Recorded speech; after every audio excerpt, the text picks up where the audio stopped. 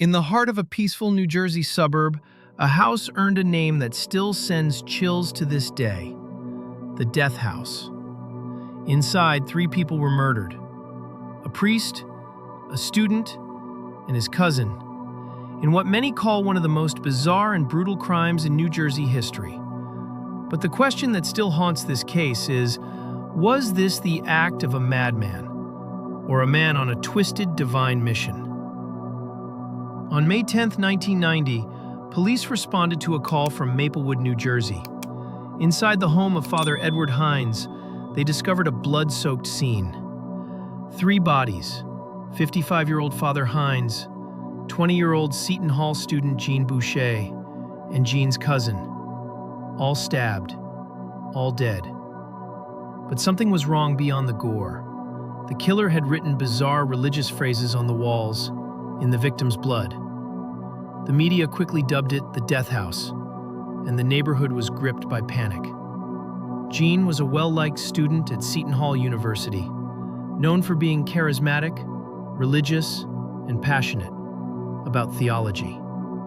He had formed a close friendship with Father Hines, so close, in fact, that he often stayed over at the priest's home. But it was who Jean brought with him that night that changed everything.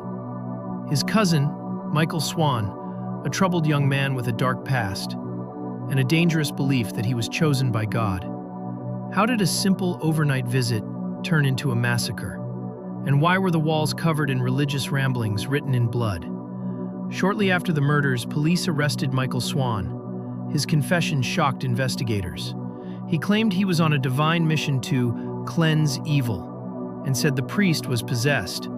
In chilling detail, Swan said he waited until everyone was asleep, then attacked them one by one. But here's where it gets even stranger. Michael didn't run. He stayed. He claimed he was waiting for judgment. Could this really have been a religious delusion? Or was Michael using the idea of divine calling to mask something far darker? Tell us what you think in the comments. I read every single one. In court, Michael's defense was insanity. He said he heard voices. He quoted Bible passages, claimed demons were inside the house, and even said Father Hines had betrayed the church. The prosecution argued it was all manipulation, that Swan was mentally disturbed, yes, but fully aware of his actions.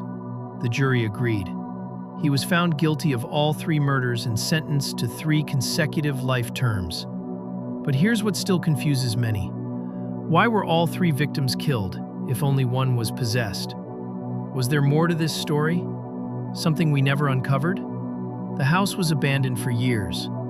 Neighbors said they heard strange sounds coming from it at night.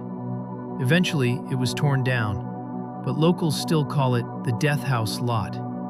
Seton Hall held a memorial for Jean Boucher, a student lost too soon. But the church? It remained quiet. Some say Father Hines's name was erased from local parish records entirely. To this day, people debate whether Michael Swan was a victim of religious mania or a cold-blooded killer hiding behind God. Some believe he wasn't working alone. Could Jean Boucher himself have been involved in something darker than anyone imagined and simply crossed the wrong line that night? To everyone who just subscribed recently, thank you. You're helping build a true community of mystery seekers. This story, like so many others, needs to be remembered. And we're just getting started. If you think this case is disturbing, wait until you hear what happened at the vanishing village of Lake Enjikuni. That one still keeps me up at night. Hit that subscribe so you don't miss what's coming next.